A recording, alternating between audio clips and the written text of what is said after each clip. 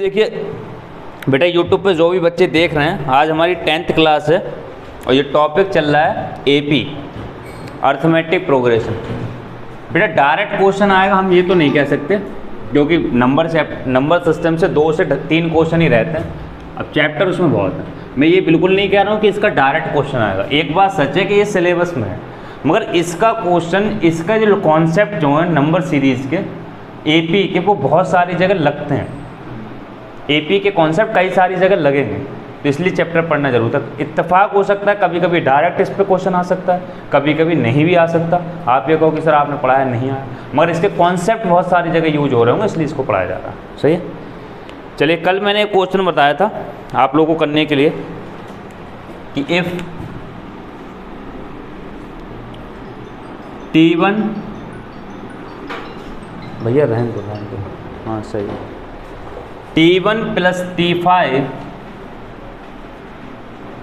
Plus T10 plus T15 plus T20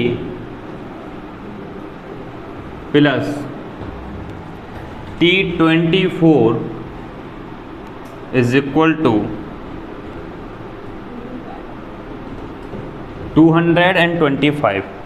तो आपको ज्ञात करना था S24 कितना होगा, यानी कि सम ऑफ 24 कितना होगा। तो देखिए, कल आप लोगों के लिए ऐसे क्वेश्चन कराए थे, मगर उन सारे क्वेश्चंस में एक खास बात थी, और इस क्वेश्चन में क्या खास बात है कि उन सारे क्वेश्चंस में 2 इक्वेशन दे रखी थी और इस क्वेश्चन में एक इक्वेशन दे रखी है। इसमें स्पेशलाइजेशन अपने आप में, इसलिए मैंने कहा था इस टाइप के क्वेश्चन को स्टार लगा के लिखना। सर अगर हम S24 निकालें तो बेटा आप जानते हो SN का फार्मूला क्या होता है, N/2 2A plus N-1 into D, ये फार्मूला होता है N टर्म का। N की जगह कितना रखते हैं हम, 24। तो बताइए बेटा क्या आ जाएगा, S24 is equal to 24/2 2A 23 into D। अरे सही है। कुल मिलाकर के अगर इक्वेशन बनेगी तो फाइनल इक्वेशन बनेगी 12 2A प्लस 23 और D, यानी कि इस इक्वेशन में हमें वैल्यू डालना है, आंसर आ जाएगा। मगर गौर से सुनना, इस इक्वेशन में आपको A और D 2 चीज़ों की ज़रूरत है। आप कल ही बताया था कि अगर एक वेरिएबल निकालना हो तो एक इक्वेशन की ज़रूरत पड़ती है, 2 वेरिएबल चाहिए तो 2 इक्वेशन की ज़रूरत पड़ती है। I am right. कोशिश करिए समझने की कि हमारे पास इक्वेशन एक है, वेरिएबल यानी कि इम्पॉसिबल है, निकाल नहीं सकते। तो कहीं ना कहीं ये डायरेक्ट इक्वेशन बन जाएगी ऐसी जो डायरेक्ट मान रखा जा रहा होगा, इसलिए इस क्वेश्चन में स्पेशलाइजेशन थी। अगर 2 इक्वेशन दे रखी होती तो बेटा आंख मीच के दोनों को सॉल्व करना होता और A और D की वैल्यू निकालना होती, जैसे हमने 2 क्वेश्चन करे थे कल। तभी तो बताया था ये क्वेश्चन कुछ अलग है, जिसमें A और D की वैल्यू अलग अलग निकाली थी। मगर इसमें क्या है, इसमें A और D अलग अलग निकल नहीं सकता। सर क्यों नहीं निकल सकता, एक इक्वेशन है, वेरिएबल कितने हैं 2, इम्पॉसिबल काम। तो क्या करना है हमें, डायरेक्ट इसकी कहीं ना कहीं वैल्यू सेट हो रही होगी। सही है, करके देखते हैं। बेटा आपको बताया था T1 का मतलब सिर्फ A होगा, T5 A प्लस 4D, कल ही बताया कि एक D कम करते चले जाओ बस।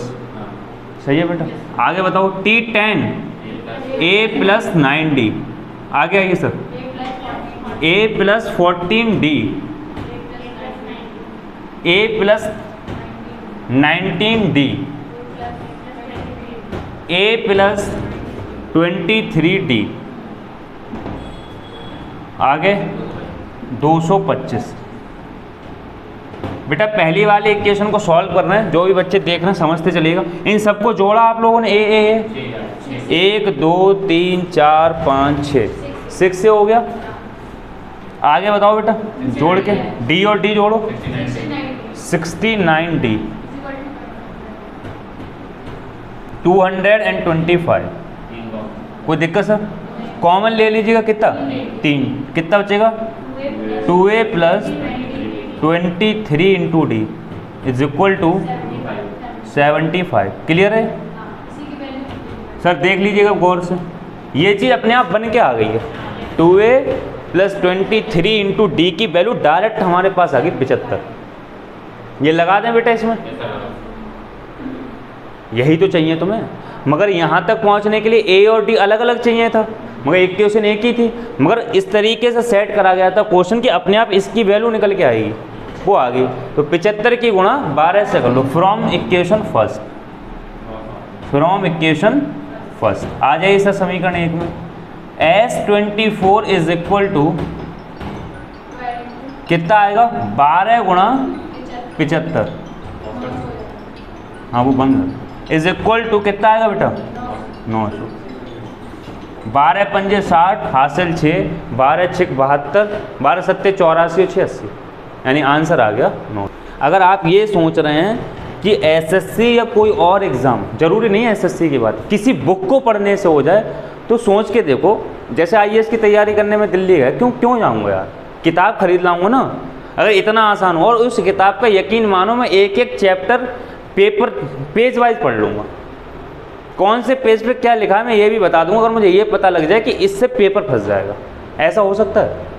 कंपटीशन में ऐसा बिल्कुल नहीं हो सकता। ऐसा होता था, इंटर में होता था, बीएससी में होता था, जिसे हम कहते हैं एकेडमिक पढ़ाई, ट्रेडिशनल पढ़ाई, उसमें हो सकता है एक किताब है, एक से आंसर आना है, क्वेश्चन आना, कहाँ से आएगा ये नहीं पता, आना उसी से। सर कंपटीशन में ऐसा कतई नहीं हो सकता। कोई एक स्पेसिफिक बुक नहीं है, कोई भी स्पेसिफिक बुक नहीं है। हाँ आप ये कह सकते हो ये बुक अच्छी है, ये नहीं कह सकते ये पर्टिकुलर बुक है। अभी तक तो कोई किताब नहीं बनी है जो टारगेट करती हो किसी एक पेपर को, जो सारे के सारे क्वेश्चन उसी किताब से आ जाए। कतई नहीं होगा ऐसा, बिल्कुल नहीं होगा। फिर तो उस किताब की कीमत लाखों रुपए होगी यार, लाखों रुपए होगी उस किताब की कीमत, हो सकता है करोड़ों रुपए हो। अगर मुझे कोई ये बता दे कि इससे पेपर फंस जाएगा, फिर मैं लोग 10-10 लाख रुपए रिश्वत क्यों देंगे? क्या करेंगे, किताब खरीद लेंगे और एक किताब को 1 साल से पढ़ना स्टार्ट करेंगे। लड़कियां हुई तो तुम जानते हो उनकी रटने की क्षमता कैसी होती है, घोर के पी जाएंगे वो तो 3 महीने के अंदर। ऐसा नहीं हो सकता कि एक किताब से क्वेश्चन फंस जाए सारे, ना। ऐसा कह सकते हो आप ये किताब थोड़ी अच्छी है, ये नहीं कह सकते यही एक ब्रह्मा है, ऐसा नहीं। अगर सच में ये जज करना हो कि कंटेंट A1 है, मैं A1 हूँ, तो सिर्फ एक ही तरीका, मॉक टेस्ट। आप मॉक टेस्ट लगाओ।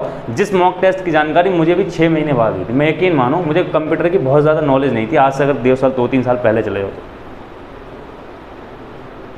तो 6 महीने मैंने दिल्ली ऐसी तैयारी करी होगी। उसके बाद एक बच्चा लग रहा था, तब मुझे एहसास हुआ कि मॉक टेस्ट नाम की कोई चीज़ भी होती है दुनिया के अंदर। इससे पहले हमें मॉक टेस्ट का का नहीं पता, मॉक टेस्ट का एम नहीं पता था। और यकीन मानो जब मैंने पहली बार मॉक टेस्ट लगाया तो मुझे एहसास हो गया, मैंने यार इतना अच्छा अगर सब कुछ है, पूरा पेपर हम कर रहे हैं, तो यार मुझे लग रहा है बहुत आराम से क्वेश्चन कर सकते हैं इस चीज़ को। और मैं डबल मेहनत करता था, ट्रिपल मेहनत करता था, क्योंकि कुछ था तो था नहीं, पढ़े अंदर तो क्या पता कहाँ से आ जाए, क्या पता कहाँ से। मॉक टेस्ट ने एक लिमिटेड बना दी, एक लिमिटेशंस क्रिएट कर दी कि भाई इतना ही पढ़ना है तो। और फिर मुश्किल से 2 या 2.5 महीने बाद पेपर था, हो गया आराम से। यकीन मानो मुझे नहीं लगता अगर मेरा पेपर मॉक टेस्ट नहीं होता तो मेरा पेपर होता, क्योंकि मुझे मैथ बहुत अच्छी थी, मैथ के तो 100% हो जाते हैं। जीएस में बिल्कुल नहीं पढ़ता था, इंटरेस्ट ही नहीं था। इंग्लिश में ऐसी कभी पढ़ ली तो पढ़ ली, मगर मॉक टेस्ट देख के एक अंदाज़ा लग गया कि ये क्वेश्चन यहाँ से बन सकता है। जब हम पढ़ते थे तो अपने आप ही छोड़ता चला जाता है, यहाँ से क्वेश्चन बनेगा नहीं, क्योंकि हम मॉक टेस्ट पढ़ चुके हैं। तो एक आइडिया हो गया था कि यार कौन सा क्वेश्चन पूछती है एसएससी, हाँ स्किप करने की कला आ गई थी बस। ये बहुत ज़रूरी है कि कौन से क्वेश्चन को स्किप करना है। हर क्वेश्चन को हिट करा जाए पेपर में सर बनता ही नहीं है। कुछ क्वेश्चन ऐसे ज़रूर डाले जाते हैं जो तुम्हारा टाइम वेस्ट करें। हर क्वेश्चन को हिट नहीं करना, आपको स्किप भी करना है। स्किप करने की कला आ जाती है मॉक टेस्ट से, किस क्वेश्चन को स्किप करना है, कुछ क्वेश्चन को हिट करना है, वो चीज़ है मॉक टेस्ट। मॉक टेस्ट लेना ही लेना आपको। कुछ टीचर ऐसे कहते हैं, अब क्या बताया जाए, महामूर्ख है वो, कि भाई जब कंटेंट खत्म हो जाए, पूरा हो जाए, तब मॉक टेस्ट लो। बेटा कतई गलत है। जब कंटेंट खत्म हो जाएगा ना तो तुम्हारे तोते उड़ रहे होंगे, क्योंकि उलझ चुके होगे तुम बहुत, तो सुलझाने में 1 साल लग जाएगी। तो सबसे बढ़िया क्या तरीका है कि मॉक टेस्ट स्टार्टिंग में खरीद लो। एक पेपर खत्म, एक चैप्टर खत्म, उसके ढूंढना शुरू करो। कुछ बच्चे कहते हैं ढूंढने में मुश्किल हो रही है। बेटा हलवा पूड़ी की दावत थोड़ी नहीं ढूंढने में मुश्किल हो रही है, पका पकाया मिल जाएगा। तो तुम में और सब में अंतर क्या? जो ढूंढ पा रहे हैं वो सिलेक्शन के करीब है। ढूंढो ना, दिक्कत क्या है? आगे की मेहनत कम भी तो हो रही है, 1 साल बच भी तो रहा है। आप एक टॉपिक हो गया, आप मॉक टेस्ट में क्वेश्चन ढूंढना शुरू करो, नेट पे ढूंढो, क्वेश्चन किताबों में ढूंढो, हमें कोई फर्क नहीं कि ऐसा कोई क्वेश्चन नहीं बचना चाहिए जो यूनिट डिजिट हो गया, यूनिट डिजिट से रह गया हो। सर्टिफाइड कहाँ से होगा? मॉक टेस्ट से। सही है, डेली लगाइए, आप डेली लगाइए मॉक टेस्ट को। बेटा मॉक टेस्ट लेना, खरीद लिया, खरीदना बेटा, आजकल में खरीद लेना, सब ने खरीद रखा। ये इंतजार नहीं करना है तो हम तब खरीदेंगे जब सिलेबस खत्म हो जाए। ये सबसे बड़ी गलती है, क्योंकि चीज़ें उलझ चुकी होंगी। अभी चल रहा है ना ये, तो प्रैक्टिस में रहेगा ये, एक बड़े से बड़ा क्वेश्चन हो जाएगा, क्योंकि अभी प्रैक्टिस में। जब ये पढ़ के खत्म हो जाएगा, कंटेंट बहुत ऐसा हो, तब तुम्हें याद भी नहीं रहेगा। एक टॉपिक एपी भी था, तो शायद तुम्हें ये कोई बताने वाला हो बेटा एपी भी एक टॉपिक एसएससी का है। नोट्स भी बेहतरीन तरीके से इसीलिए बनाना, क्योंकि जब कोई चीज़ चलती होती है, फिल्म में होती है, तो वो आसान लगती है। 2 महीने बाद वही चीज़ बहुत मुश्किल हो जाएगी, क्योंकि वो खत्म हो चुकी, तुम्हारे दिमाग से भी स्लिप हो चुकी। फिर वो नोट्स बताएगा तुमने कितने बेहतरीन ढंग से उस नोट्स को तैयार करा था। इसलिए बार बार कह रहा हूँ कि नोट्स बहुत अच्छा होना चाहिए आपको। एक बार नोट्स पढ़ के पूरी दिमाग में ओवरव्यू आ जाए, हाँ भाई ये मेरे हाथ का लिखा हुआ। 1 घंटे में पूरे नोट्स को पढ़ने की कला आ जाए तुम्हारे अंदर, पेपर के बहुत पास हो गए। सिलेक्शन टफ है, मैं सच मान रहा हूँ, मगर सिर्फ उन मूर्खों को जिनको ये नहीं पता पढ़ना कैसे, और जिनको ये समझ में आ जाए पढ़ना कैसे। सच में बताऊँ, सिलेक्शन मतलब इंटर की पढ़ाई ज़्यादा टफ है जॉब लेने के कंपेरिजन में, क्योंकि यहाँ कुछ नया नहीं पढ़ना, यहाँ पढ़ना पुरानी ही चीज़ें हैं, बस उनको डीप पढ़ना। कुछ नया पढ़ा तुमने आज तक? सर सब पुराना पढ़ा है। कोई इंटर में स्टूडेंट अगर मैथ है तो सब पढ़ा है उसने, सिर्फ डीप पढ़ना है इसी चीज़ को। इसका नाम कंपटीशन है। सही है, प्रैक्टिस डेली करना, पर डे प्रैक्टिस करना। ऐसा ना हो कि पूछा जा रहा है तभी प्रैक्टिस हो रही है, नहीं पूछा जाए तब भी आपका फ़र्ज बनता है। सही है, चलिए आगे चलते हैं। एक क्वेश्चन और उठाते हैं इसी की तरह, थोड़ा सा लेवल अप करते हैं। चीज़ें समझ में आ रही हैं? पल्ले पढ़ रही हैं लीला? चलिए आज 10-12 क्वेश्चन मैं डाल दूंगा टेलीग्राम पे। जो भी बेटा यूट्यूब पे बच्चे देख रहे हैं, हमारा एक टेलीग्राम चैनल है मैथ्स बाय गौरव सर, वहाँ बेटा मैं PDF डालूंगा। अपनी खुद की किताब मेरी लॉन्च नहीं कर पा रहा हूँ मैं मार्केट में जानबूझ करके, तो हम उस किताब की पूरी PDF बना रखी मैंने चैप्टर वाइज, वो एक एक PDF में डालता रहूँगा। लगभग आपको 100 से 125 क्वेश्चन करने का मौका मिलेगा एक ही चैप्टर से। किसी किताब को पढ़ने की ज़रूरत नहीं है। और बताइए, सही है? टेलीग्राम चैनल पे सारी PDF डाल दूंगा, आज ही डाल दूंगा। आज तुम्हारे ग्रुप में शेयर कर दूंगा मैं। लगभग 10 क्वेश्चन है, वो करना है, और आई एम श्योर कि 2 क्वेश्चन होंगे तुम पे। अगर 10 के 10 क्वेश्चन हो जाते हैं तो कल ही आप लोगों की पार्टी देख लेना, जबकि सब SSC के हैं। मजाक थोड़ा नहीं है बेटा। चलिए एक क्वेश्चन और लेते हैं, लिखिए। बहुत बेहतरीन क्वेश्चन है, बढ़िया क्वेश्चन। लिखिए, इफ़ बेटा इंग्लिश वाले लिखिए पहले। If the sum of first 11 terms, if the sum of first 11 terms of an AP is equal to एक चीज़ समझते हैं, बस कन्फ्यूजन है थोड़ा सा मैथ का, क्योंकि मैं मैथ पढ़ा रहा हूँ तो मजबूरी। भाई एक चीज़ होती है इक्वल टू, कई सारे मास्टर को भी नहीं पता, कुछ भी बोलते रहते हैं। देखिए इक्वल टू जो है आप तब बोलेंगे जब सिर्फ लिखना हो, इंग्लिश में ही लिखना हो।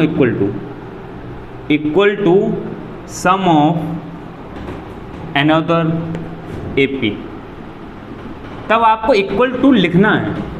जब आपको लगाना हो तो बोलते हैं मगर लिखते नहीं। यानी अगर आपको लगाना हो तो सिर्फ इक्वल बोलिए, यानी कि x इक्वल टू 5, तो इसका मतलब सिर्फ आपको यहाँ बोलना था इक्वल, लिखना नहीं था। लिखने में 2 बोला जाता है, लगाने में 2 बोला ही नहीं जाता। x इज इक्वल टू 5 वो यहाँ बोलोगे आप, यहाँ क्या बोलोगे? x इक्वल टू 5, यहाँ x इज इक्वल टू। सही है, 2 का मतलब लिखना होता है रिटन में। लिखिए क्या लिखा? If the sum of first 11 term of an AP is equal to the sum of first 19 terms of that AP. Find the sum of first 30 terms of this AP, अभी बेटा बोलो ऑफ दिस एपी। हिंदी में लिखिए एक बात, फिर अभी repeat करूँ। किसी श्रेणी के 11 पदों का जोड़, बेटा हिंदी में लिखना है, किसी श्रेणी के 11 पदों का जोड़, किसी श्रेणी के 11 पदों का जोड़ उसी श्रेणी के 19 पदों के जोड़ के बराबर है। किसी श्रेणी के 11 पदों का जोड़ उसी श्रेणी के 19 पदों के जोड़ के बराबर है।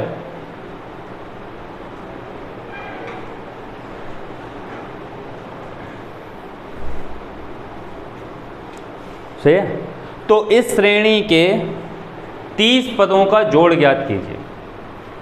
तो इस श्रेणी के 30 पदों का जोड़ ज्ञात कीजिए। ठीक है? इंग्लिश में एक बार रिपीट कर रहा हूँ, करेक्शन कर लेना जहाँ दिक्कत हो। If the sum of first 11 terms of an AP is equal to the sum of first 19 terms of that AP, find the sum of first 30 terms of this AP. एक ही श्रेणी के बेटा 11 पदों का जोड़ उसी श्रेणी के 19 पदों के जोड़ के बराबर है। अब आपको ज्ञात करना है इसी सेम श्रेणी के 30 पदों का जोड़ क्या होगा। क्या हुआ? कुछ तो सॉल्व कर लिया, आंसर आ गया है? 0 आंसर आ गया। एक बार श्रेणी बताओगे कौन सी हो जिसका आंसर आया है? ना वो श्रेणी कौन सी हो सकती है पता है? चलो लिखो। अच्छा चले देख, बड़े बार करिए, 1-2 मिनट का टाइम लगाइए। आंसर आया? अरे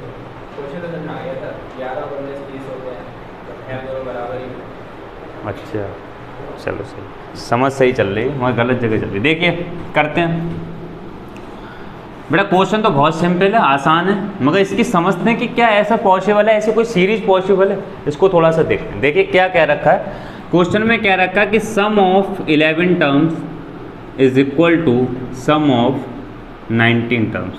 कोई एक ही सीरीज है जिसके 11 पदों का जोड़ उसके 19 पदों के जोड़ के बराबर है। उसी श्रेणी का 30 पदों का जोड़ निकालना, उसी श्रेणी के। तो बेटा अगर आपसे 30 पदों का जोड़ पूछा जाए S30, तो बेटा बनता है क्या लिखूँ मैं आगे बेटा? S30 इज इक्वल टू क्या लिखूँ? Sum of 30 terms is equal to क्या लिखूँ? n/2। तो बेटा n की जगह 30 आ जाएगा, तो 30/2 यानी कि 15। आगे बता बेटा 2a, फिर इंटू डी, 30 माइनस 29 हो गया 29d। बोलो भाई बेटा समीकरण नंबर 1 डाल दो। यानी कि हमें इतनी चीज़ की वैल्यू पता लग जाए तो हम इसका क्या निकाल देंगे? आंसर निकाल देंगे, सम ऑफ 30 टर्म्स निकाल देंगे। सही है? इस चीज़ की वैल्यू यहीं से आएगी। क्यों? क्योंकि ये सब एक ही किसी सीरीज के पहलू हैं। ये तीनों बात किसी एक ही सीरीज के पहलू हैं, किसी एक ही सीरीज के लिए तीनों बात कही गई हैं। कोई दिक्कत सर? आइए बेटा देखते हैं। तो आप पता है अगर यहाँ पे S11 का फार्मूला लगाएं तो बेटा 11/2, अभी तो लगाया बेटा वो वाला फार्मूला, 2a प्लस 10d, एक कम हो जाएगा। बोलो भाई, is equal to 19/2 is equal to 2a plus 18d।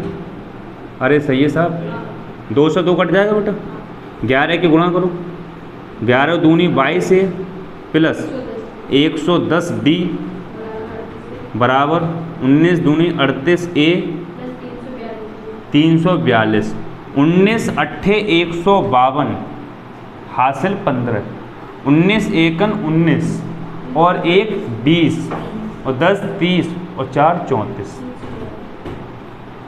बेटा पहाड़े आड़े अच्छे से याद करना है। हर एक एस्पेक्ट, हर एक पहलू तुम्हारी सिलेक्शन में मैटर करेगा, केवल एक पहलू नहीं मैटर करेगा। पहाड़े, स्क्वायर, क्यू सब A1 करना है। मेहनत करना पड़ेगी यार, आदत डालना पड़ेगी। नींद नहीं आना चाहिए तुम्हें तो एक दिन बिना मेहनत करे। आगे आओ बेटा, 38 में से 22 घटाओ, 8 में से 2 गए 2,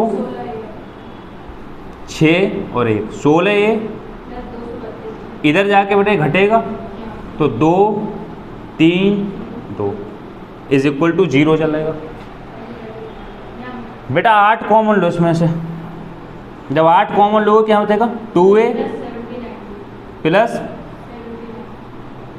8 दूनी 16 बचे 5 नहीं 7 और 8 ने 72, यहाँ बेटा डी चल रहा था, इज इक्वल टू 0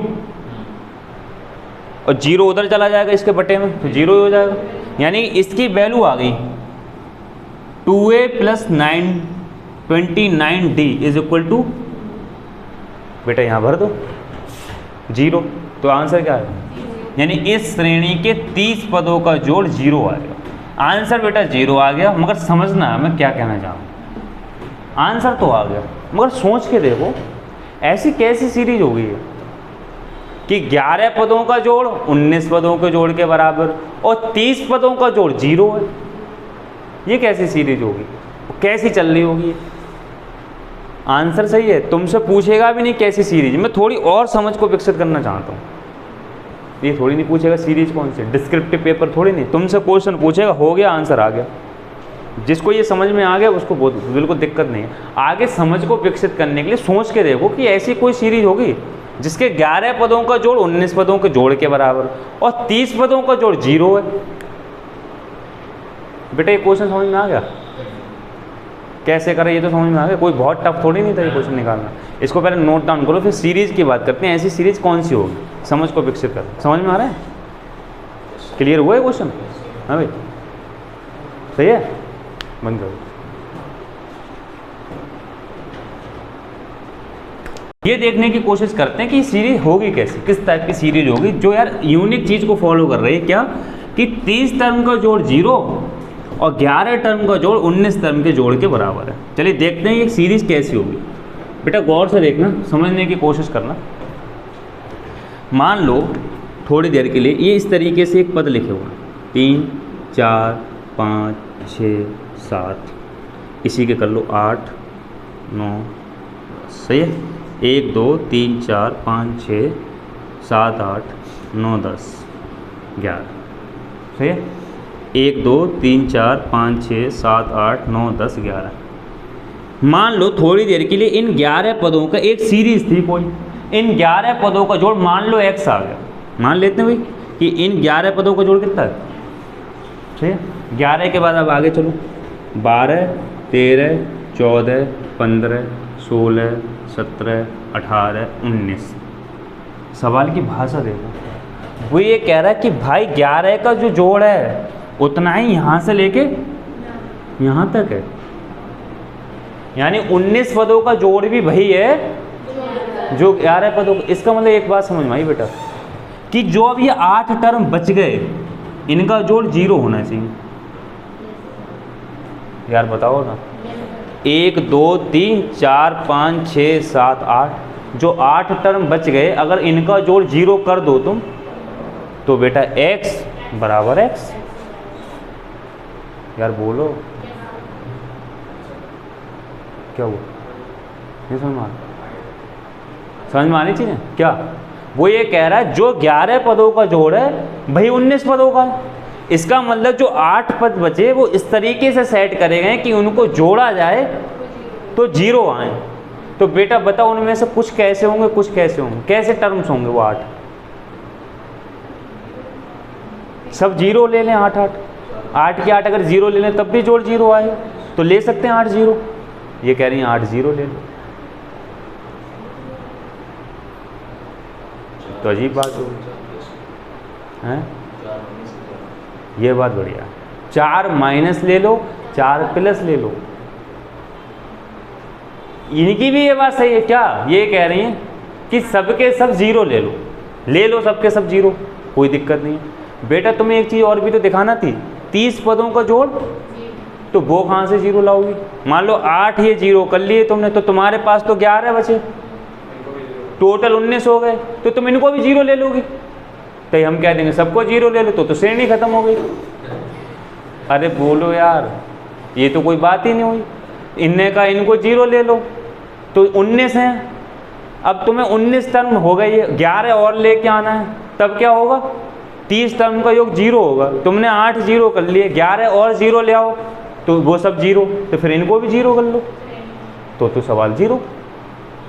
अरे बोलो, क्या सबको 0 ले सकते हैं? बेटा सबको 0 ले लेंगे तो कॉमन डिफरेंस क्या आएगा 0, क्वेश्चन ही खत्म हो गया। इसका मतलब हमें 4 पॉजिटिव लेना पड़ेंगे, 4 नेगेटिव, जिससे सम 0 हो। समझ में आ रहा है? एक ही केस है, और कोई केस ऐसा है नहीं कि 0 सम आ जाए, क्योंकि जोड़ के ही तो 0 लाना होता है। एक ही तरीका है। अब तरीके इसके कई हैं, देखिए ऐसे भी तो कर सकते हैं। मान लो एक 1 ले लें हम थोड़ी देर के लिए, तो दूसरा बेटा -1 लेना पड़ेगा, तभी तो 0 आएगा। बस एक बात बताओ बेटा, यहाँ पे कौन सा टर्म ले हम? ये 1 है, एक -1 है, तो इधर 2 और -2 ले लें। अब क्या लें और क्या लें जो सीरीज सेट हो जाए? बताओ। 1 -1 ले लिया, 0 आ गया। अब आगे क्या लें? अरे ये क्या बात हुई 1 -1? हर बार 1 -1 ऐसा थोड़ी नहीं कहा। चलिए देखिए भाई, इनकी बात को बड़ा करते हैं। ये कह रही हैं एक बार फिर से 1 -1 कर लो, कोई आपत्ति नहीं आ रही। अब कॉमन डिफरेंस भी तो देखना बेटा, इन दोनों का कॉमन डिफरेंस कितना है 0। इन दोनों का बेटा, इन दोनों का कॉमन डिफरेंस बताइए पहले कितना? 0 है। हैं बेटा, इन दोनों में कॉमन डिफरेंस क्या है? 1 और -1 में क्या अंतर है? -2 अंतर है बेटा। कॉमन डिफरेंस कैसे निकालते हो? T2 -T1, तो अंतर -2 आ गया। इन दोनों में -2 का अंतर है, इन दोनों में 0 का अंतर, तो श्रेणी नहीं बनी। तो ले सकते हैं कि हम हर एक 1 1 1 1, फिर तो वो 0 0 सही था एक हिसाब से, तो नहीं ले सकते। बताओ भाई अगला टर्म क्या ले लें जो सेट कर जाए मामला? इधर 2 लेंगे, इधर 2, बिल्कुल 3 बेटा, बिल्कुल सही। +3 -3, क्यों बेटा? अंतर बराबर करना है। देखो गौर से देखो, इन दोनों में -2 का अंतर है, इन दोनों में भी -2 का ही अंतर है, इन दोनों में भी -2 का अंतर है, क्योंकि 3 में से इसमें से कितना घटाया जाए? 1 -3 घटाओगे तो -2 आएगा। यानी कि अंतर हर जगह क्या करना था? बराबर। तो हमें कितने का? -2 का अंतर रखना है। तो बेटा यहाँ -5 होगा, फिर यहाँ +5, यहाँ -7, यहाँ +7, यानी ये सीरीज ऐसी होगी। तो इधर क्या होगा? 9, इधर क्या होगा? 11, इधर 13, इधर 15, इधर 17, इधर इधर इधर इधर 25, इधर 27, इधर 29। बेटा आगे चलिए जरा, इधर आगे चलो। -9, आगे बताओ, आगे आगे आगे आगे 19, आगे -21, आगे आगे 25 माइनस के, आगे आगे, बस इतने ही आएंगे। 30 हो गए, ये गिन लो, 30 हो गए होंगे बेटा। 1 2 3 4 5 6 7 8 9 10 11 12 13 14 15 16 17 18 19 20 21 22 23 24 25 26 27 28 29 30। सब में बेटा अंतर देखिए जरा, -2 घट रहा है ना बेटा। T2 है, T2 में से T1 घटाओगे तो 27 में से 29 घटाओ ना, -2। सब में कितने का अंतर? -2 बेटा कट जाएगा, ये +29, ये -29, 27 -27, तो 30 टर्म को जोड़ के आ जाएगा 0। श्रेणी भी बनी, 30 टर्म का जोड़ भी आया, इस नियम को भी फॉलो कर लिया। ऐसी सीरीज है। घूमा दिमाग, ये आएगा नहीं, ये थोड़ी नहीं आएगा। ये तो मैं बता रहा हूँ कि कुछ लोग ये सोच रहे होंगे सवाल तो हो गया, मगर ऐसा कैसे पॉसिबल हो सकता था? हो सकता था। पल्ले पड़ नहीं लेना अब भाई। हाँ, तूने ऐसे सवाल पढ़े अब तक? इंटर में तो आई नहीं बेटा, पढ़े नहीं था। लॉन्डे कोचिंग छोड़ देंगे, क्लास छोड़ देंगे बेटा, भाग जाएंगे। सही। अगर उन्हें तुमने ऐसा बता दिया ना, कल से तेरे कोई आएगा नहीं इंटरव्यू पढ़ने, बोले मैडम का लेवल तो कुछ हाई है बहुत। चलिए एक क्वेश्चन और लेते हैं ऐसा ही, समझ में आनी चीज़ें। ये नोट थोड़ी नहीं करना था, कर लिया ना। ये बेसिक चीज़ें नोट करा करो यार, मैं तो सारी चीज़ें नोट करता था, मैं सही बता रहा हूँ, आपको भी करना चाहिए। कीवर्ड्स रहता है, इनको नोट्स करना अच्छी चीज़ है। चलिए आगे चलते हैं, चल रहा है। एक क्वेश्चन और उठाते हैं भाई, लिखिए। क्वेश्चन है बेटा, स्टार लगा के इसलिए लिखवा रहा हूँ, टफ नहीं है। स्टार लगाने का मतलब ये इंपॉर्टेंट है। ऐसा क्वेश्चन प्री में खूब देखने को मिला है, ट्रिपल स्टार जानबूझ के लगा दूँ, ऐसा क्वेश्चन प्री में खूब देखने को मिला है। क्यों? क्योंकि प्री का पेपर सरल होता है, ये क्वेश्चन देखने में बहुत सरल है।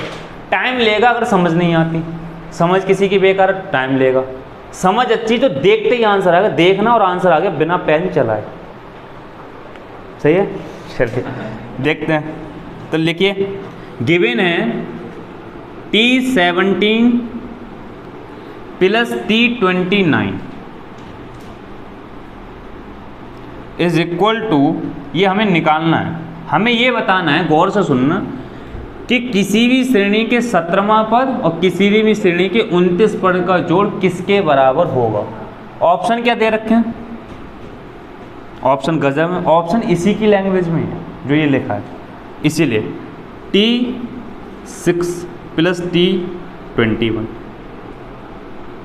दूसरा ऑप्शन है T69।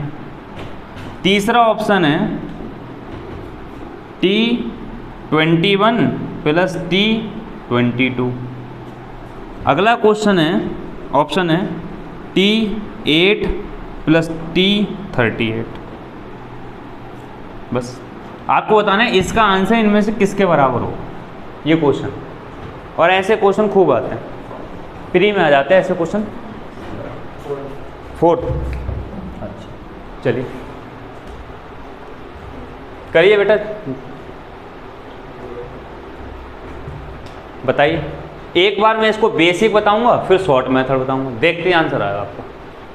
एक बार बेसिक से करेंगे, फिर एक बार शॉर्ट से करेंगे।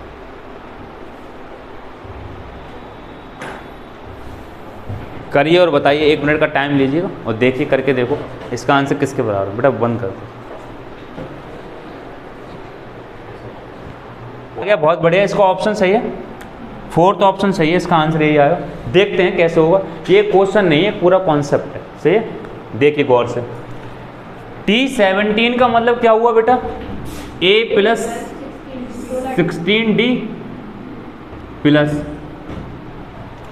T29 का क्या मतलब हुआ? A plus 28D। कोई दिक्कत सर? कोई दिक्कत नहीं। इसका मतलब ये कितना हो गया? 2A और बेटा ये जोड़ो 44D है। कोई दिक्कत? बेटा गौर से समझो, अगर मैं इसी को खोलता तो यहाँ क्या आता है? A प्लस 5D और यहाँ A प्लस 20D। तो A और ये 2A और 5 और 20 25, A प्लस 25D आता। डायरेक्ट करा बेटा, मैं बार बार कर नहीं रहा, समझ में तो आएगा। A प्लस कितना आता? 2A प्लस 25D, तो इसके बराबर तो आया नहीं। अगर इसको सॉल्व करता बेटा मैं, तो A प्लस 68D, तो बेटा यहाँ तो 2 ही है, खत्म हो गया। इसको सॉल्व करता तो 20 और यहाँ 1 कम करो 21, 20 और 21 41D, तो बेटा यही कदम। A तो चेक ही नहीं करना आपको। इधर आओ, 2A तो आएगा ही आएगा, इधर 7 इधर 37, 37 और 7 44, आंसर आ गया। बोलो बेटा, इसको सॉल्व करोगे तो क्या आएगा? A प्लस 7D, बेटा बोलो। इसको सॉल्व करोगी तो A प्लस 37D, बेटा जोड़ोगी तो 2A प्लस 44D, तो बेटा 2A प्लस 44D ये भी है, 2A प्लस 44D ये भी। नहीं समझ में? पल्ले पड़ रहे हैं, बोलो बेटा। यानी ये वाला ऑप्शन सही है, मगर करना कैसे? शॉर्ट देखो बेटा, क्या करना है? इन दो को जोड़ना है आपको, बस इन दो को जोड़ते चलो। जिसका ये जोड़ बराबर आ गया वही ऑप्शन होगा। तो बेटा इन दोनों को जोड़ो, कितना आता है? 46 आएगा बेटा। इन दोनों को जोड़ो 27, गलत हो गया। इन दोनों को जोड़ोगे गलत हो गया। इन दोनों को जोड़ो 43, गलत हो गया। इन दोनों को जोड़ो बस। यानी क्या करना है आपको, ये जोड़ना है और ये जोड़ जिसके बराबर आ जाए भाई ऑप्शन होगा। यानी कि आपको ऐसे सॉल्व नहीं करना है, सॉल्यूशन का नहीं है, ये सिर्फ देखते ही आंसर आएगा। ये क्वेश्चन प्री में इसलिए पूछा जाता है टाइम खराब हो, जिनको नहीं आता उनका टाइम खराब होगा, जिनका आता है वो देख के आगे बढ़ जाएंगे। क्या करना है सर, जो यहाँ सफिक्स में लिखा हुआ है इनका जोड़ करना है। मतलब सफिक्स का जोड़ कितना हो गया, 29 और 7 कितना हो गया बेटा, 46, 16 और 1 46 हो गया बेटा। जोड़ना ये 46 इन दोनों का जोड़ आ रहा है, इनका आ रहा है, इसका आ रहा है, जिसका जोड़ 46 आ गया वही ऑप्शन सही है। सॉल्व नहीं करना है, देखते कर सही है। तो ये क्वेश्चन है, कॉन्सेप्ट है, मैंने 3 स्टार लगाए इसी पे। अरे समझ में आ रही है चीज़। चलिए 1-2 क्वेश्चन और लेते हैं बेटे से बनकर। चलिए 1-2 क्वेश्चन और उठाते हैं, ऐसे ही थोड़ा सा लेवल अप करते हैं, टाइप चेंज करना है क्वेश्चंस की। किस टाइप के क्वेश्चंस हैं, लैंग्वेज पे डिपेंड क्वेश्चन है। आपको लैंग्वेज पढ़ के क्वेश्चन को सॉल्व करना होगा। यानी कि हम कर क्या रहे हैं, अब थोड़ा सा क्वेश्चन का लेवल बढ़ा रहे हैं। अब तक क्या था, इक्वेशन बनी बनाई मिली थी, अब इक्वेशन भी बनाना पड़ेंगी लैंग्वेज को पढ़ के, राइट। लिखिए आ नंबर, इंग्लिश में लिखिए बेटा जो भी इंग्लिश मीडियम में। A number 20, a number 20 is divided, a number 20 is divided.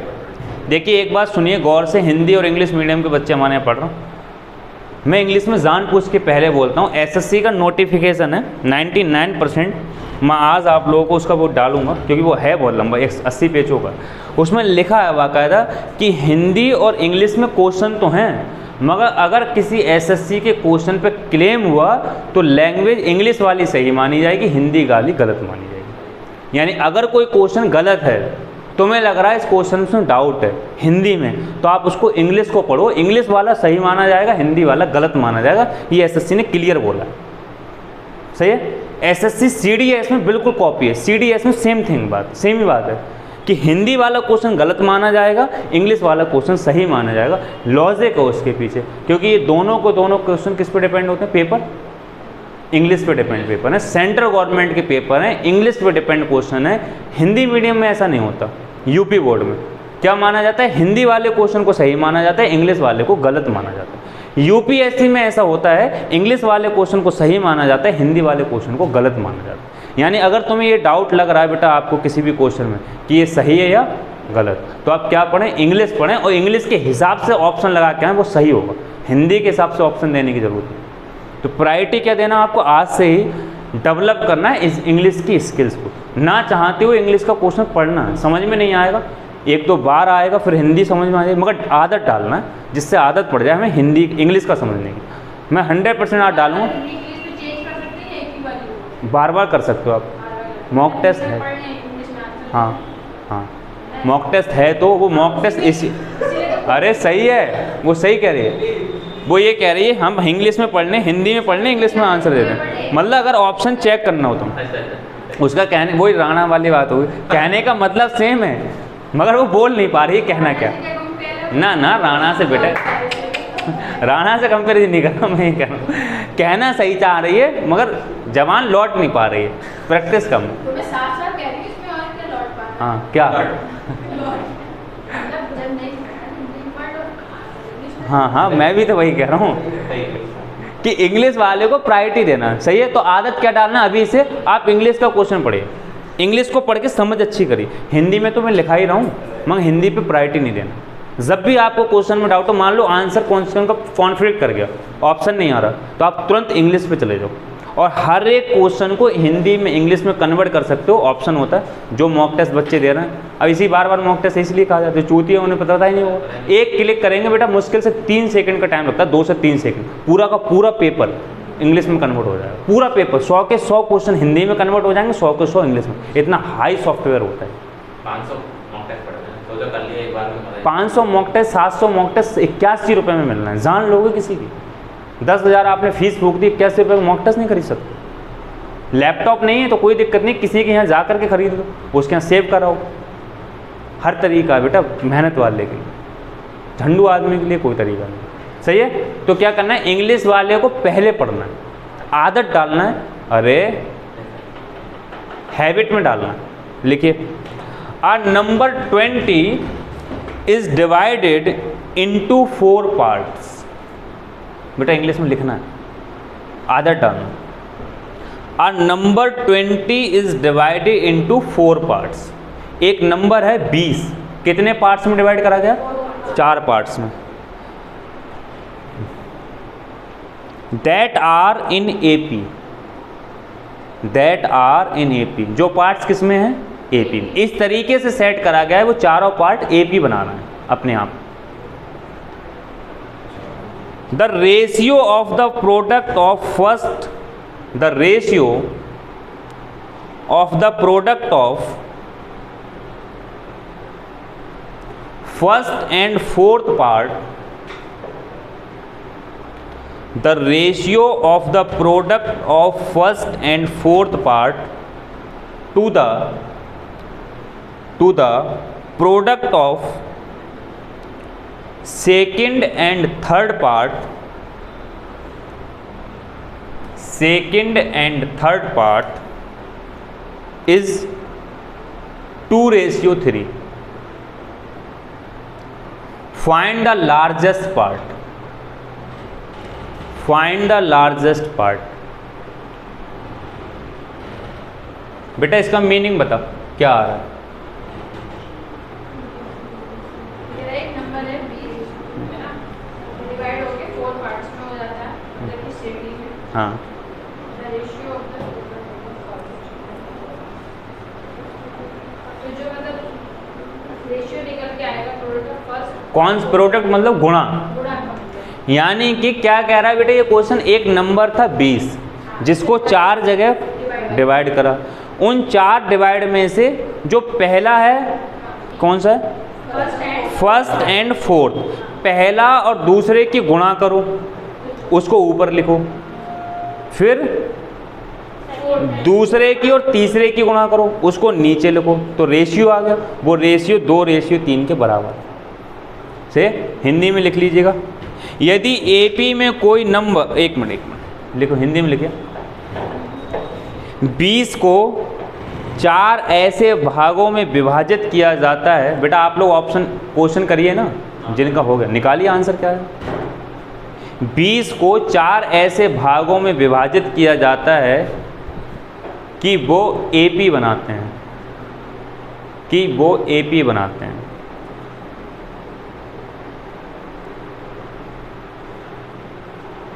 यदि पहले और चौथे पार्ट का गुणनफल,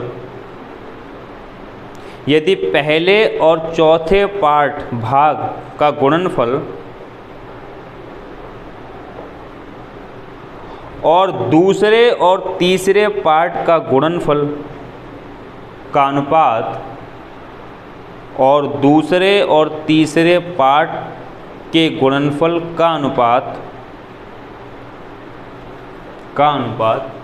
2:3 हो, 2:3 हो, तो सबसे बड़ा पार्ट, सबसे बड़ा हिस्सा ज्ञात कीजिए। 20 का सबसे बड़ा हिस्सा कौन सा, ये आपको बताना। करिए, ट्राई मारिए बेटा।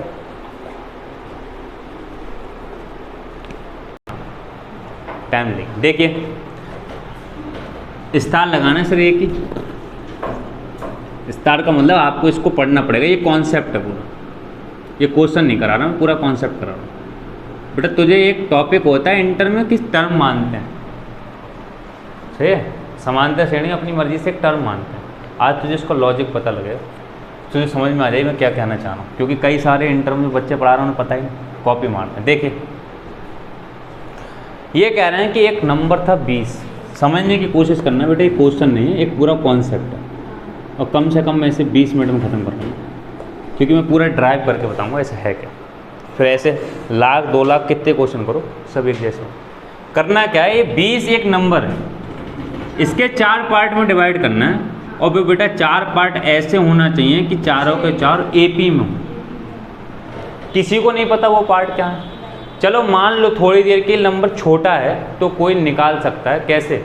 सेट कर करके। मान लो यही क्वेश्चन ऐसा हो जाए 304 लिखा है तो बेटा फिर दादाजी आएंगे इसको करने, क्योंकि 304 को सेट करना 3 पार्ट में बड़ा मुश्किल काम है। 4 पार्ट 304 के ऐसी सेटिंग कर दो जो क्या हो जाए, सब AP में बन जाए और जोड़ 300। बड़ा मुश्किल काम है। कैसे? तुक्का लगाना। जब तक हमें एक पर्टिकुलर आइडिया नहीं पता लगेगा तब तक। समझ में आ रहा है मैं क्या कहना चाह रहा हूँ? यानी इसका जब तक पर्टिकुलर फॉर्मूला नहीं पता आपको करने का तब तक ये क्वेश्चन टाइम लेगा। हो तो जाएगा, टाइम लेगा। और आपको पता है 36 सेकंड का टाइम होता है। तो ऐसे क्वेश्चन जब डाले जाते हैं जब टाइम आपका किल कराना हो। सही है? यानी कि 20 के ऐसे पार्ट करना है कि चारों पार्ट किस में हो बेटा, AP में, और सब जोड़ करके 20 हो। सही।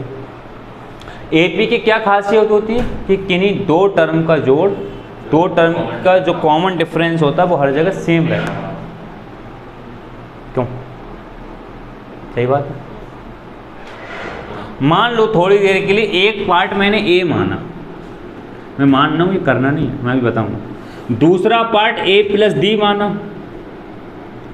तीसरा पार्ट A + 2D माना, चौथा पार्ट A + 3D माना। सोच के देखना 1 मिनट की। बेटा इन दोनों में अंतर कितना? D T2 - T1। इसमें से ये घटाओगे तो A से ये कट जाएगा, D बच जाएगा। T3 - T2, तब भी इन दोनों में डिफरेंस कितना है बेटा? इन दोनों में डिफरेंस, यानी कि हम ये मान सकते हैं। अरे यार बोलो, ये मान सकते हो? कोई दिक्कत? अगर कोई ये कहे कि मान लो 20 के ये 4 पार्ट कर दिए हमने, पहला ये है, दूसरा ये, तीसरा ये, चौथा ये, और चारों पार्ट बेटा AP को फॉलो भी करना है, नियम को फॉलो करना है, इसका मतलब ये तरीका सही है। क्यों सही है? तो इसका मतलब एक तरीका और सही होगा। थोड़ी देर के लिए ऐसे मान लो एक पार्ट A है तो एक पार्ट A + 2D है। अरे यार बोलो, एक पार्ट A + 4D कर लो, A + 6D कर लो। बेटा यहाँ कितने का अंतर है? 2D का। इन दोनों में, इन दोनों में, इसका मतलब ये भी तरीका सही है। तो महाभारत हो जाएगी। अब कोई और आएगा महान हस्ती, वो क्या करेगा? A + 3D कर लो, फिर अब की बार 6D कर लो, फिर 9D, फिर 12D। भैया क्या बुराई है? यही तो समझना है कि लेना क्या। कोई बुराई है अगर कोई ऐसे करे तो? एक और महान हस्ती आ जाएगी, A + 4D कर लो, तब भी बुराई नहीं है। नहीं समझ में क्या? ले सकते हैं ना। तो ऐसे तो कोई पर्टिकुलर क्राइटेरिया नहीं बनेगा। अब चलो सोच के देखते हैं। मान लो इन्हीं में से एक फिक्स कर ले रहे हैं। सही, पहला वाला मान लेते हैं फिक्स कर ले रहे हैं। तरीका गलत है, मैं फिर से बोल रहा हूँ, आंसर नहीं आया, तरीका ही गलत ले रहे हैं। मगर चूंकि वो एक नियम को फॉलो कर रहा है, किस नियम को? AP को फॉलो कर रहा है, इसलिए हम इसको कंसीडर करके चल रहे हैं। सही है। और बहुत सारे लिए जा सकते थे, मगर हम मान के चल रहे हैं ऊपर वाला सही है जो हमने चूज कर लिया। सही है। कितने लिए जा सकते हैं बेटा ऐसे? इनफाइनाइट। कितने? इनफाइनाइट। तो हम मान के चल रहे हैं ऊपर वाला हमने तरीका सेट कर लिया। मान लो हमारा ऊपर वाला तरीका सेट है, सही है, सही है। अब आओ आगे। तो बेटा ऊपर वाले तरीके के हिसाब से ये अगर 20 के पार्ट हैं तो इन सब का जोड़ कितना आना चाहिए? 20 आना चाहिए। अरे बोलो बेटा, 20 के ही तो पार्ट है, जुड़ के 20 आएगा। तो A कितने हो गए? 4 A। बोलो भैया, D 6D = 20। एक समीकरण एक बनेगी। सही है। आगे आओ। समीकरण 2 ऐसे बनेगी, वो कह रहा है कि पहला, और बेटा बताना रेशियो किस किस का? पहले और चौथे का रेशियो, गुणा का रेशियो। तो बेटा पहले की गुणा चौथे से करना है, तो ए की गुणा ए प्लस डी 3D से करना है।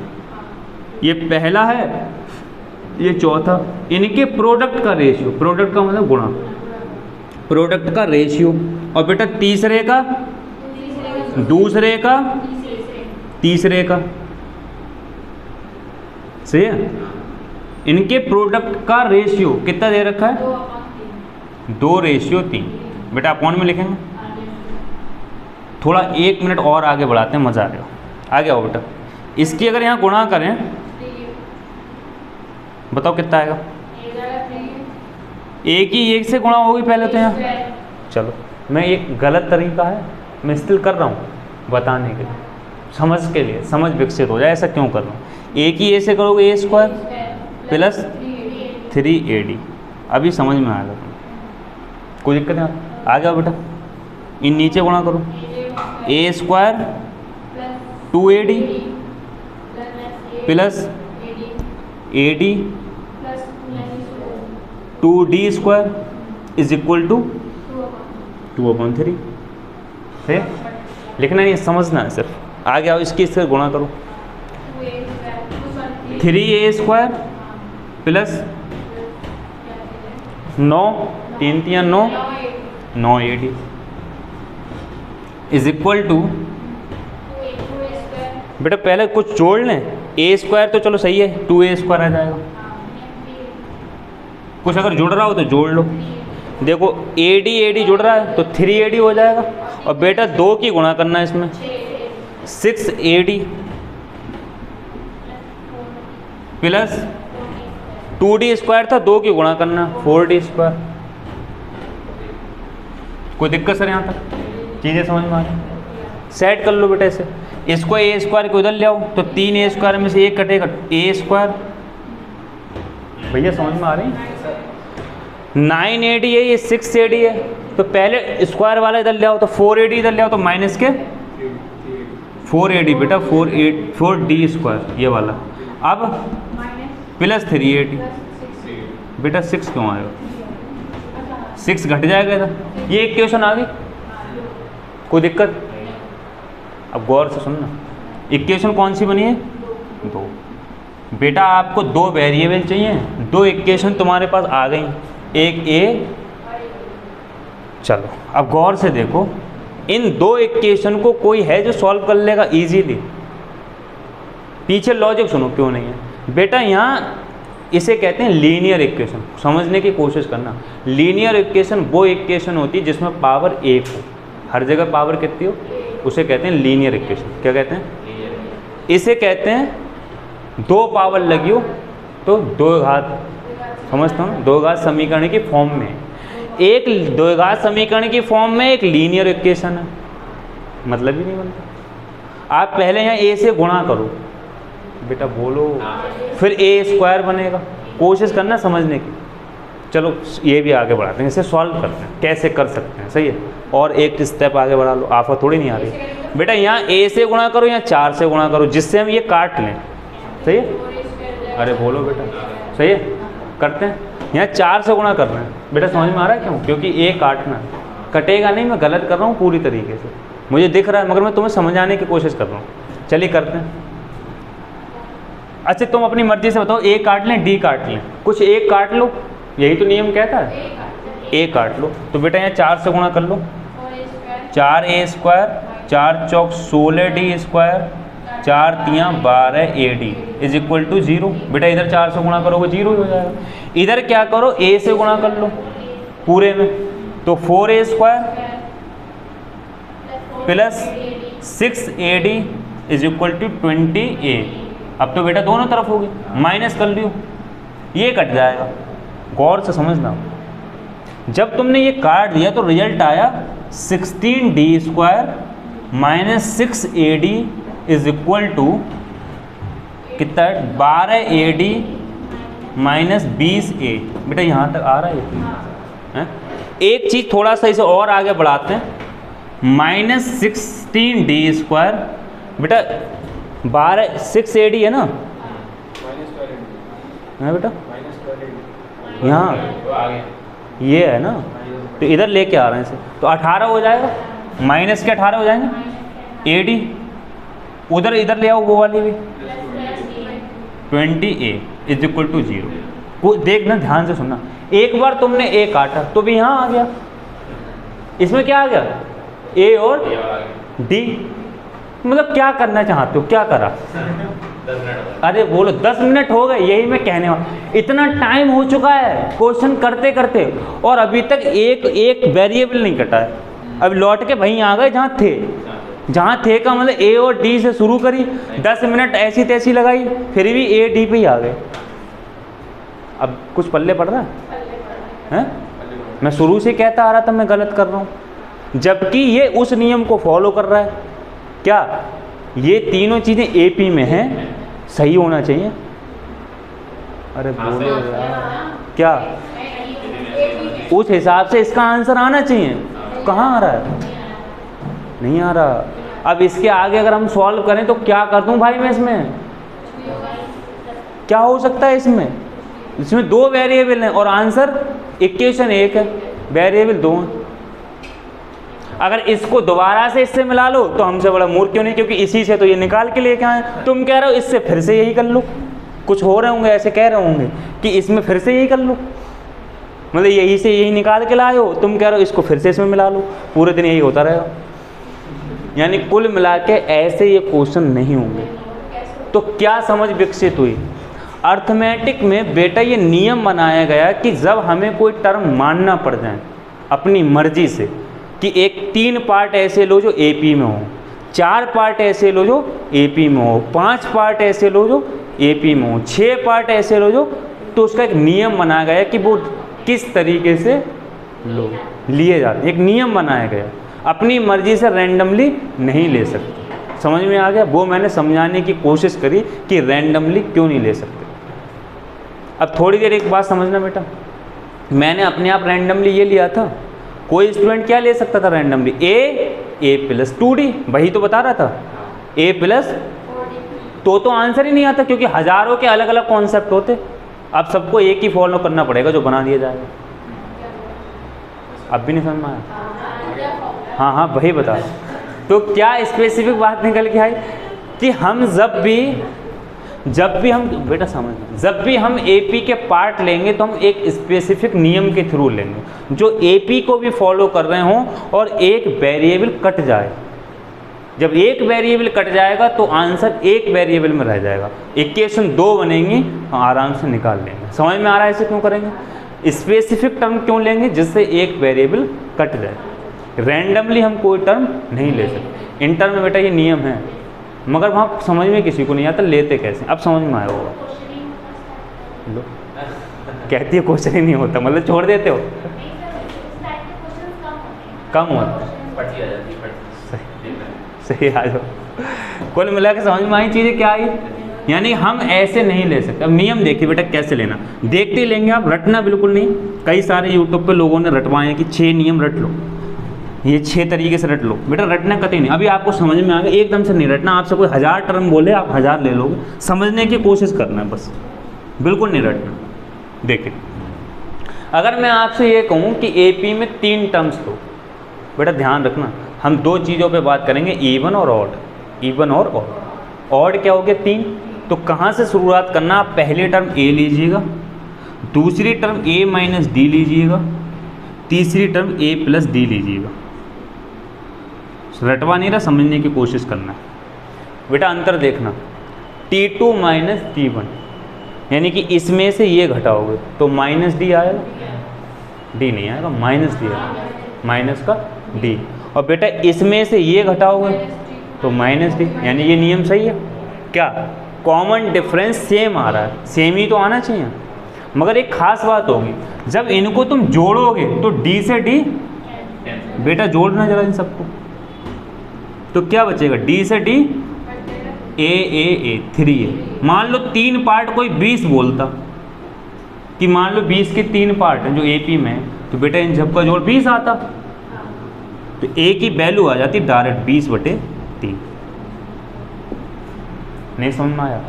हम ऐसा क्यों लेते हैं? इसलिए लेते हैं कि एक वेरिएबल कट जाए, एक वेरिएबल कट जाए, कोई नई बात नहीं है, सिर्फ इस वजह से ऐसा करते हैं। किस वजह से? एक वेरिएबल कट जाए जिससे सॉल्व करने में आसानी हो। ले तो हम कुछ भी सकते थे, अभी मैंने बताया कि रैंडमली कोई भी कुछ भी ले सकता है, मगर बेटा कुछ भी लेने से इक्वेशन बन जाएगी, सॉल्व नहीं होगी। कुछ पल्ले पड़ रहा है, मैं क्या समझाने की कोशिश कर रहा हूँ? क्या? ताकि एक वेरिएबल कट जाए और एक वेरिएबल में आंसर रह जाए। मैंने कहा मैं 20 मिनट लूँगा इसको समझाने में। अब पूरी बात समझिए, रटना नहीं बेटा। उठा बेटा, अभी आते हो तो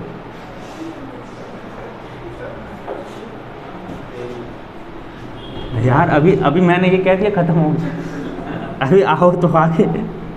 हद है। अगर मान लो अब की बात 3 कहेगा तभी तुम क्या कहोगे? फिर तुम आओगी भागते हुए, अब तो 3 मांग रहा है। फिर मान लो 5 कहेगा तो पिछली अगली साल तक तुम यही आती रहोगी, क्योंकि ये कभी ख़त्म नहीं होगा। अगली बार मान लो 10 का तो ये फिर आएंगी नोट्स लेके, बोले अब तो 10 कह रहा। समझ में आया? तो ये लिखा है मैंने, एक कॉन्सेप्ट पूरा समझ के चलना है, कैसा मानना है। तो क्या करना है बेटा, जब भी हमारे पास ऑड टर्म हो, कैसी हो? ऑड टर्म्स हो, तो हमें कैसे कंसीडर करना है? सबसे पहले अपनी मर्जी से ए मान लेना। क्या? ए। और क्या करना है, एक में बेटा ए में एक डी इधर घटाना है तो एक डी इधर जोड़ना। ये 3 हो गई। मान लो अगर आपको 3 टर्म लेना पड़ जाए तो आप ऐसे लें। अभी ऑड की बात चल रही है बेटा, आप 5 टर्म लेना पड़ जाए, ऑड तो ये भी है, क्यों? बता बेटा, बंसता बेटा बता, 5 टर्म लेना पड़ जाए तो हम क्या लें बेटा? इस नियम के हिसाब से रटना नहीं है, वरना रटना पड़ती है चीज़ें। मैं तो पूरा क्रिस्टल क्लियर बता रहा हूँ बेटा, बता। हाँ बेटा, बेटा यहाँ से शुरू करना, मूर्ख को अभी बताया कि ए से शुरू करना।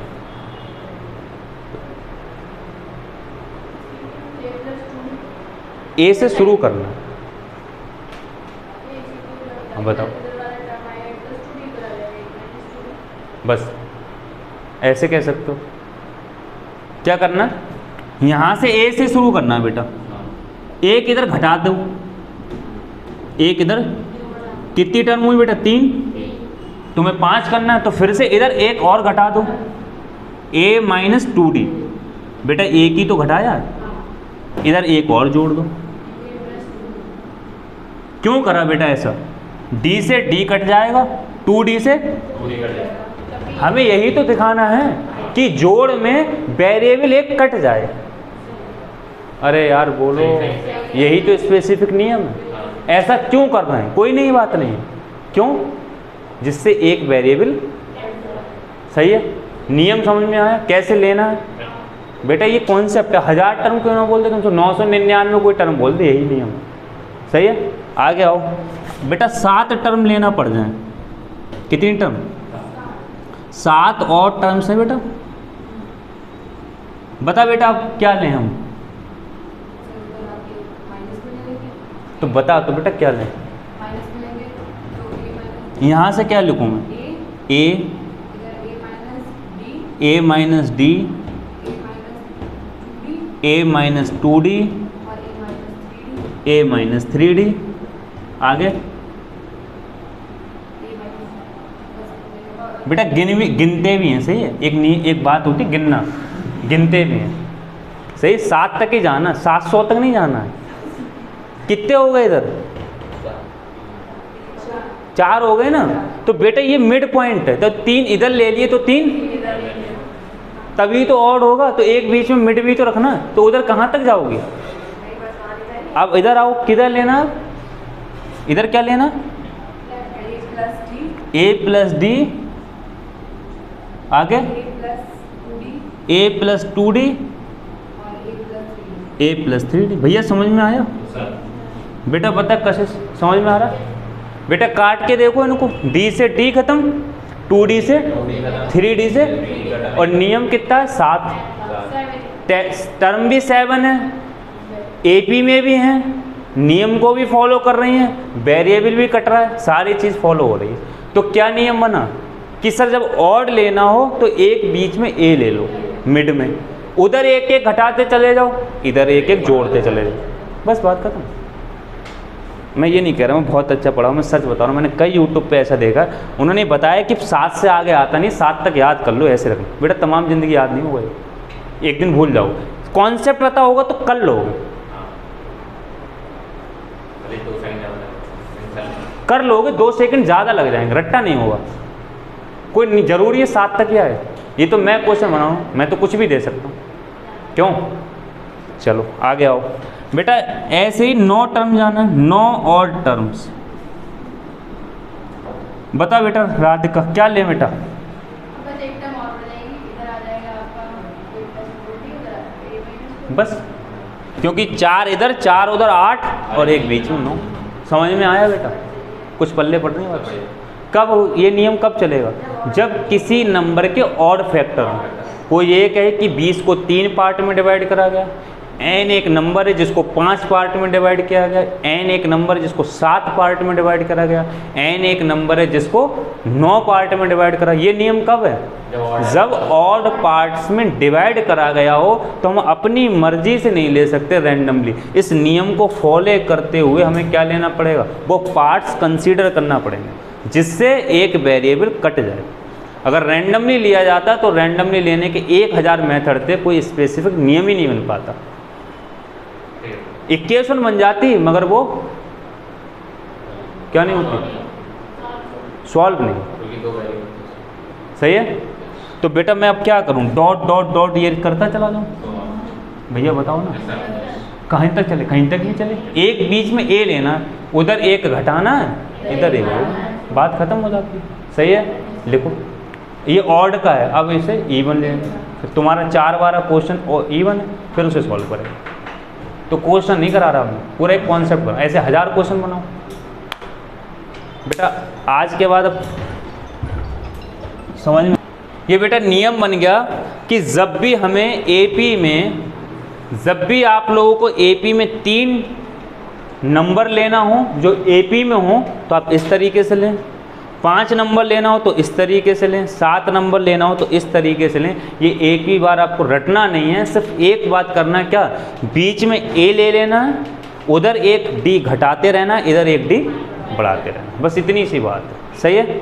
अब बात आती है कि सर अगर इवन नंबर लेना पड़ जाए हमें श्रेणी के अंदर तो हम कैसा नंबर लेना पड़ जाए? इवन नंबर लेना पड़ जाए तो हम किस तरीके से लें कि वो इस नियम को फॉलो कर दे कि एपी में भी हो और एक टर्म में एक वेरिएबल कट भी जाए। सही है? चलिए 4 टर्म लेते हैं। तो देखिए 4 टर्म लेने का क्या तरीका, सबसे बेहतरीन तरीका बेटा, मान लो हमें 4 टर्म लेना पड़े, सोचो 2 टर्म लेना पड़ रही हैं, हम क्या कौन सा नंबर लेना? Even number.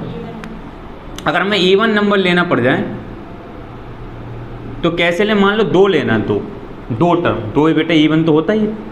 अगर आपको 2 टर्म लेना पड़ जाए तो शुरू कैसे करना, ध्यान से सुनना। ये जो 2 लिखा है तो डी 1 लेना, मतलब 1 से शुरू करना है, यानी आपको क्या लेना है? a + d लेना है। सर कैसे समझ में आया? 2 ना है तो बेटा 1 d लेना। सही है? और बेटा अगला वाला लेना है a - d। इन दोनों में अंतर बताओ कितने का? 2d का अंतर है, माइनस का। बेटा a2 - a1, t2 - t1, तो इसमें से जब ये घटाओगे तो माइनस का 2d अंतर आएगा। बेटा अंतर 2d आ गया और इन दोनों का जोड़ d कट जाएगा। बेटा इन दोनों को जोड़ोगे d से d, और हम यही तो चाहते हैं कि AP में भी हो, मगर मैंने ये लिखा गलत है, उसके पीछे लॉजिक है, क्योंकि AP को कम से कम 3 टर्म हो, ये तो मैंने लिख दिया। AP कम बन सकती है, कम से कम 3 टर्म दे रखी हूँ, या तभी तो बनेगी T2 - T1 = T3 - T2। जब T3 है ही नहीं तो ये AP बनेगी नहीं, मगर मैंने स्टिल लिखा समझ को विकसित करने के लिए। कई सारे मूर्ख होंगे वो सोच रहे होंगे, इसलिए मैंने बता दिया। अब क्या लेना है? 4 टर्म लेना। बेटा कौन सी टर्म? आप जानते हो बेटा 4 कैसा नंबर है? इवन। बेटा शुरू कहाँ से करना? कितनी डी? एक कम कर रहा है बेटा, एक कम, 4 है ना, कितनी 3D, यानी हमें बेटा लेना कहाँ से, a प्लस 3D लो, 2 घटाओ बेटा इसमें से, a प्लस d, बेटा 2 घटाना है, 2 घटाना है, तो जब 3 में से 2 जाएगा तो a प्लस d, इसमें से 2 घटाओ, 2d घटाना है तो a माइनस d, बेटा घटाना नहीं आता, इसमें से घटाओ 2d, तो 1d से 1d कट जाएगी, माइनस d बचेगी। यही तो कह रहा हूँ बार बार, क्या करना है यहाँ पे, a माइनस d, और बेटा 2 इसमें से घटाओ, a माइनस 3d, बेटा 2 घटाओगे ना, a माइनस d में से माइनस 2d घटाओ, तो बेटा a माइनस 3d नहीं होगा, सही है बेटा, जोड़ के देख लो, 3d से 3d कट जाएगा, और बेटा इस d से हमें यही तो चाहिए होता है, एक वेरिएबल कट जाए हमारा। समझ में आया कैसे लेना, कहाँ से लेना बेटा, अगर 4 लिखा है तो 3d से शुरू करना है, 1 से कम, अरे बोलो, और 2 घटाते चले जाना है, सही है, कोई दिक्कत बेटा बता, अगर हमें यहाँ 6 टर्म लेना पड़ जाए बेटा, राधिका बेटा बता, 6 टर्म लेना पड़ जाए तो कहाँ से चलें, a प्लस 4, अब नहीं आएगा, आ गया, क्या लेना है, क्या बताया कि 1d कम करके लेना है, सही है, अगला बता फिर क्या लेंगे, इधर देखना है बेटा, इधर मेरी तरफ नहीं देखना, इसमें फोटो में हम देखेंगे, इधर देखना है, कितना कम करना है या 2 बढ़ाना है, कम करना है, तो तुम कह रही हो 60d, तुम बढ़ा रही हो, इसमें देखना है, गौरव सर देखेंगे इसमें, यही शर्ट देखेगी बेटा, ये महीनों भर देखेगी, कई साल यही दिखेगी, शिद्दत से देखना।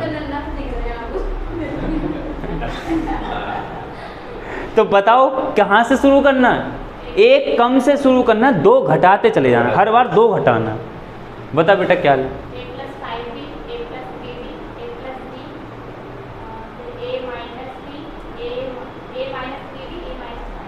सही है, यानी क्या लेना है, a प्लस 5d, शुरू कहाँ से करना है सर, 1 कम करके, याद रखना 6 है तो 1 कम करो, इतना सिंपल तरीका बता दी, ये भी नहीं आ रहा है, तुम्हें रटना पड़ती है अंदर भाई ये चीज़ें, 2 कम करो, 5d में से 2 घटाओ, 3d, माइनस 2d घटाओगे 3d आ जाएगी, तो अगला टर्म क्या हो जाएगी, a प्लस 3d, बेटा इसमें से 2d घटाओ, a plus d, a plus d में से 2d घटाओ, a minus d, a minus d में से 2d घटाओ, a माइनस 3d, इसमें से फिर से 2d घटाओ, a minus 5d, low 6 term होंगे, गिन लो, और बेटा काट लो, 5d से 5d खत्म, 3d से 3d खत्म, d से d, यही तो चाहते हैं हम, क्या कि d कट जाए, इसी तरीके से ये सेटिंग बनाइए, अरे बोलो यार,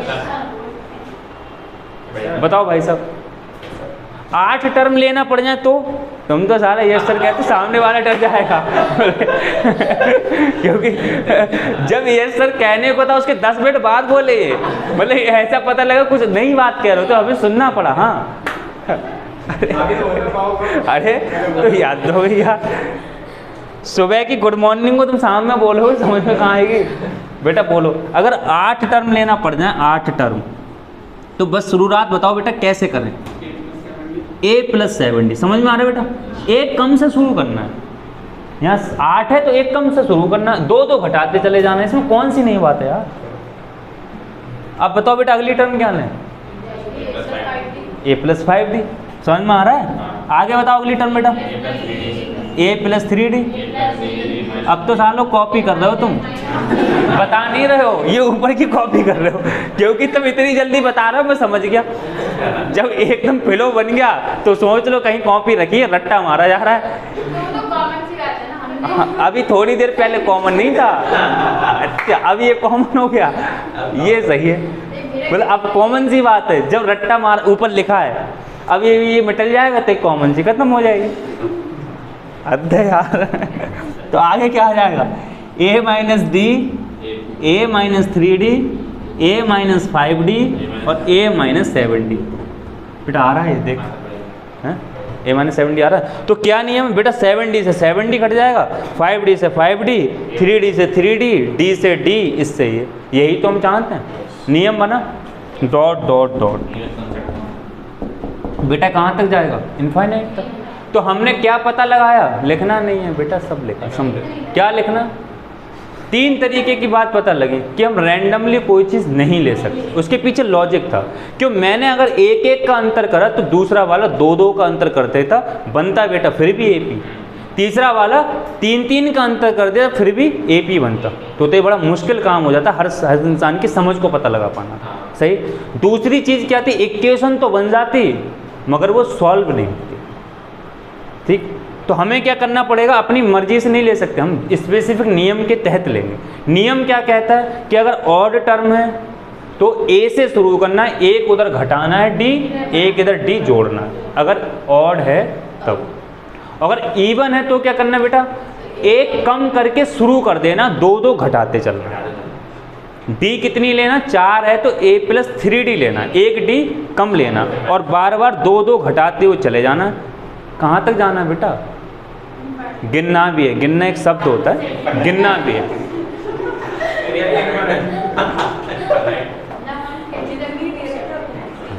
जाना कहाँ तक है, जहाँ तक पूछा जाए, इनफाइनाइट, सही है। तो बेटा कहाँ तक जाना है, जितने दे रखे हैं 5, अगर 8 दे रखा है तो 8 टुकड़े कर लेना है, 10 दे रखा है तो 10 टुकड़े कर लेना। ध्यान क्या रखना है, एक D कम करना है और इवन में, और A से शुरू करना है ऑड में। ये नियम हो गए, कतई नहीं याद रखना, रट्टा नहीं मारना इसको, सही है।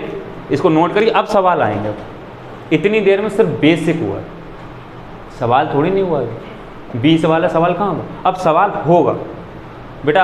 आज क्लियर समझ में आ जाऊंगा मैं, अब इससे ज़्यादा समझ में नहीं आऊँ, क्योंकि मैं हमेशा वैसे ही पढ़ता हूँ। हाँ, कल पढ़ना। देखिए बेटा, यूट्यूब पे जो भी बेटा बच्चे देख रहे हैं, अब हम सवाल पे आए हैं बेटा। इतनी देर में मैंने 20 मिनट में सिर्फ एक कॉन्सेप्ट क्लियर कराया था, एक सवाल नहीं है, ऐसे हजारों सवाल हो रहे होंगे, सबके सब सॉल्व हो रहे होंगे सिर्फ इस कॉन्सेप्ट। बार बार इस नियम के तहत नंबर लेना, सही है। चलिए अब आपको क्वेश्चन लेते हैं। क्वेश्चन ये कह रहा था बेटा 20 के पार्ट करना है। बेटा 20 के कितने पार्ट करना थे, 4। बता बेटा कौन से पार्ट लेने, अब कौन से लें, ये वाले। समझ में आ रहा है बेटा, क्यों, क्योंकि ये कट जाएगा।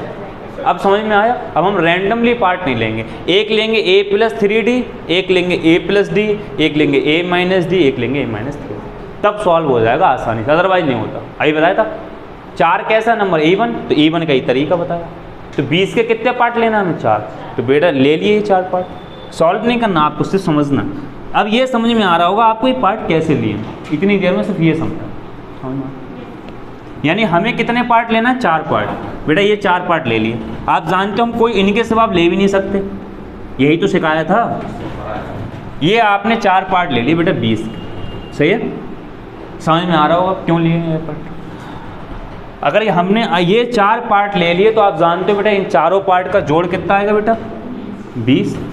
बेटा क्लियर बात है ना, इन 4 पार्ट का जोड़ 20 आएगा, क्योंकि 20 के ही तो पार्ट हैं बेटा। 3D से 3D कट जाएगा, D से बेटा D कट जाएगा, यही तो हम चाहते थे। तो A 4A is equal to 20। तो बेटा A कितना आ गया, 5।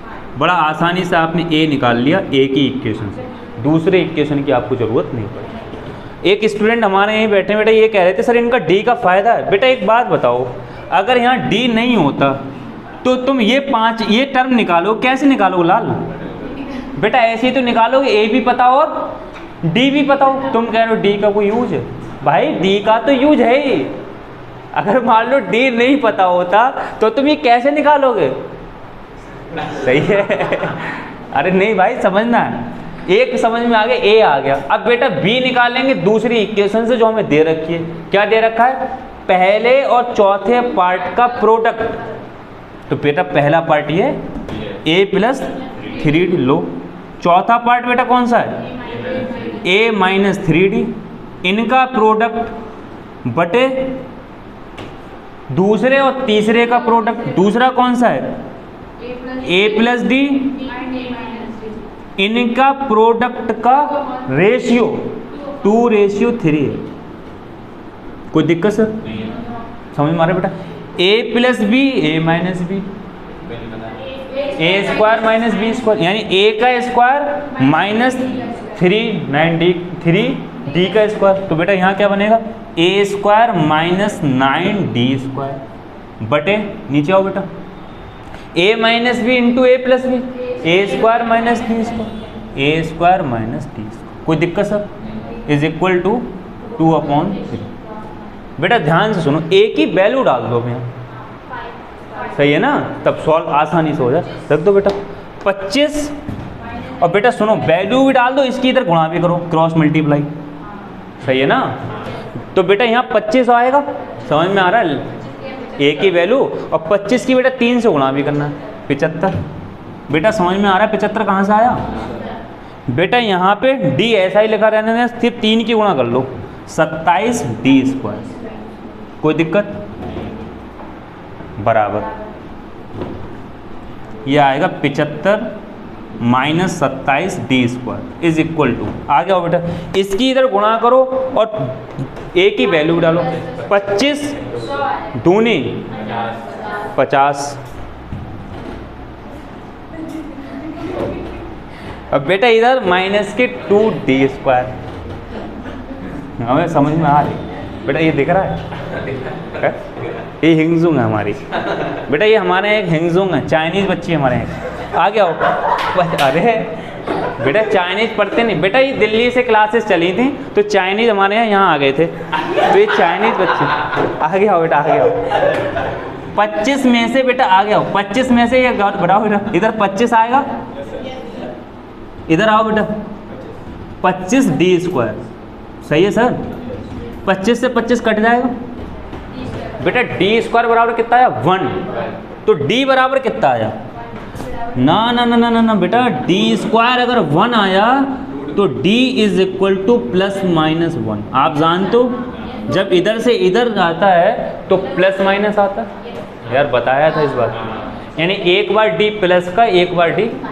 बेटा गौर से सुनो, अब तुम्हें पार्ट निकालना थे, तो बेटा बताओ कौन से पार्ट होंगे? देखिए a की वैल्यू कितनी डालना? 5। तो बेटा यहाँ लिखोगे d प्लस लेने पर, यानी कि d की वैल्यू क्या ले रहे हैं? एक बार प्लस, बेटा d एक बार प्लस 1 लेना है। तो देखो a की जगह बेटा 5 डालना है और d की जगह प्लस 1, तो 5 और 3 8, यानी एक पार्ट हो गया बेटा 8, सही है? दूसरा पार्ट बेटा बताओ, a की जगह 5, d की जगह 1, कितना हो गया? 6।